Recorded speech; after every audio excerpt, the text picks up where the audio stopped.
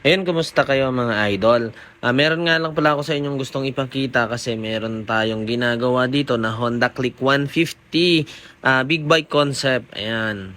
Sigurado ito mga idol, big bike concept talaga ito. At kakaiba yung konsepto na gagawin natin dito. Pati mags imo-modified natin para lumapad ng sagad. Ito yung gagawin nating modelo. Honda Click 150. Naka-dual shock yan pero gagawin natin yung mono shock para bumagay yung ating konsepto na ginagawa. Alam naman natin na iba't ibang komento na naman yung matatanggap natin dito. Pero syempre, gaya ng lagi kong sinasabi, kanya-kanya tayo ng gusto. Kaya kung ano yung gusto mo at alam mong hindi naman makaka-apekto sa iba, gawin mo. Meron tayong sirang mags dito. Ito yung gagamitin natin para lumapad yung isa pang mags. At ito naman yung mags na imo-modified natin. Ito yung paborito kong mags na pinang-motor show ko dati. At syempre, hindi naman natin masisimulan yung project natin kung hindi natin matatanggal yung gulong. Kaya ipapatanggal muna natin kay Manong June. Ayan. Ito yung tagatanggal ko lagi ng gulong mga idol. At siguradong safe na safe yung inyong mga mags dito. Ayan, kinakalas na nga niya. Yung gulong nito ay 140/70. Galing sa 400cc tong mags na to mga idol. Sira na kaya pina-convert na nung may-ari sa ADB mags. Ayan. At dahil sira na nga tong mags, iniwan na lang dito. Ngayon, gagamitin naman natin para pakinabangan pa yung mags. Ayan, at pinakalas na nga natin parehas ng mga gulong. Ayan, para masimulan na yung ating first step ng ating project. Ayan, una nating databasin itong sirang mags dahil ito yung gagamitin natin sa modification ng extension ng mags. Pero alam kong karamihan sa inyo hindi pa nakakakita ng ganitong modification. Alam kong samot-saring komento na naman yung ating matatanggap dito mga idol, case yung mahina or kung ano pa man yung inyong i-comment. At syempre wala naman tayong magagawa sa mga ganong komento. At syempre ipunin na lang natin kung ano yung mga i-comment at pagtatagpi-tagpiin na lang natin yung maganda at yung pangit na komento Pero syempre hindi naman natin kailangan mag-away-away. Ayan. Marami kasi yung mga nagko-comment na nagkakairing-iringan pa nga. Wala naman kayong mapapala kung makikipag-away kayo sa komento or sa comment ng iba. Mas maganda kung panuorin nyo na lang. Kung nagustuhan nyo, i-likes nyo na rin. At syempre, huwag nyo kalimutang i-share kung gusto nyo. Pero kung ayaw nyo, huwag nyo na lang pansinin. At syempre, scroll nyo na lang. At baka hindi para talaga sa'yo yung video na to, wala ka namang mapapala. Ayun. Pero syempre, dun sa mga may gusto ng mahihilig sa modification, lalong-lalo na sa mga katulad ko, ayan, panoorin at may matututunan kayo dito kahit papano. Ayan, at tinatabas na nga natin tong mags. Ayan, syempre, kinaliper ko yan at nilagyan ng tanda para pantay na pantay yung ating pagkakakat doon sa mismong mags. Dahil mahalaga yung bawat sukat dito sa ating mga ginagawa. Dahil natabas na natin yung isa, eto namang isa yung ating uunti-untiing tabasin. Ayan, makikita nyo, dahan-dahan ko siyang tinatabas para saktong-sakto talaga yung ating pagkakatabas. Syempre, ang gamit nating grinder dyan ay ang ating Powercraft grinder. Ito yung napakagandang gamitin mga idol. Kung bakit ko nga ba nasabi sa inyong napakaganda niya gamitin, syempre unang-una napakadaling hawakan at pangalawa, gumamit na kami ng iba't ibang klase ng grinder o iba't ibang brand ng grinder at ito yung talagang paborito namin ngayon. Kaya kung ikaw ay bibili ng grinder, subukan mo to at hindi ka nito ipapahiya idol.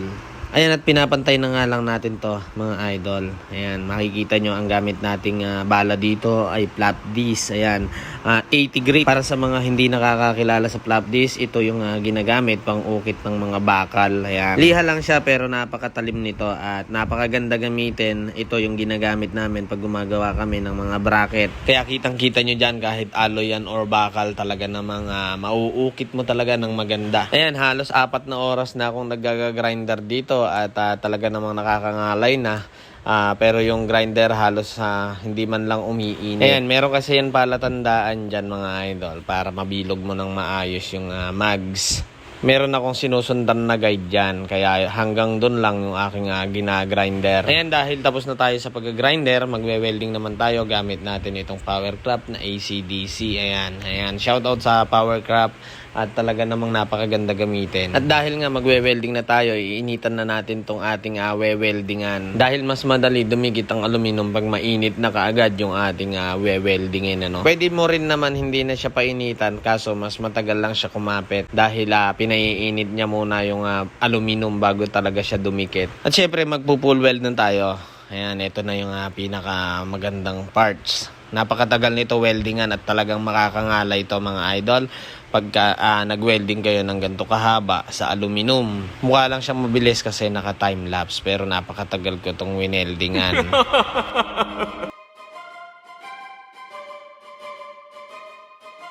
Torn, Urban Beats, Urban Beats, Urban Beats. Siya si Angel Man na the modifier, Angel Man na modifier. Hindi na kayang maburada, modifier lang ang sakalang ngayon, alam nyo na. Siya si Angel Man na the modifier, Angel Man na modifier.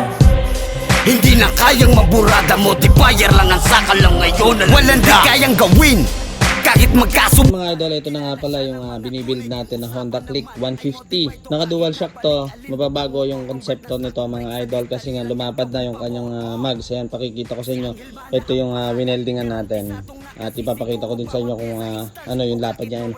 Makikita nyo siya naka-offset na, kaya yung engine support natin gagawa tayo ng engine support na para maipagitna pa rin yung kanyang gulong. Mag-modify tayo ng sariling engine support nito mga idol. Ang size na nito ay 6.5 inches. Ayan, yun yung lapad niya, ano, na 14 pa rin naman.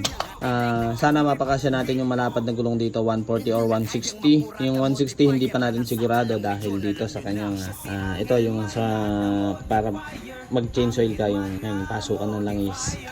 Sa swing arm naman mga idol, hindi na rin pwede yung kanyang sariling swing arm, kaya gagawa tayo ng panibago na swing arm nito. Tapos yung unahan babaguhin din natin.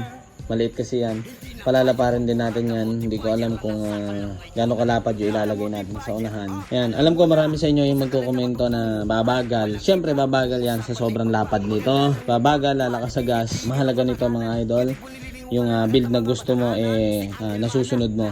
Yun. Marami kasi yung re-request sa akin ng ganitong modification. Meron naman tayo isang. Alam ko marami na naman sa inyo yung magkukomento na lalakas sa gas. Lalakas sa gas, babagal. Ayun, normal na komento or normal na comment na nang makakakita ng ganitong modification. Ayan. Siyempre, sabi ko nga sa inyo, normal naman nababagal siya ng konti kasi nga lumaki at bumigat yung gulong. Lalakas din ng konti sa gas kasi nga mabigat yung hinihila niya, no, yung binubuhat niya kumbaga. Sa swing arm nito, magbabago din tayo at wala namang problema sa swing arm. Kaya naman natin yun gumawa dito. Ano ba? Ayun, ganun na lang at syempre i-update ko kayo sa susunod na mga video natin. Panoorin nyo na lang at subaybayan yung build nitong Honda Click 150 na to. Big bike concept yung ating gagawin. Ayun.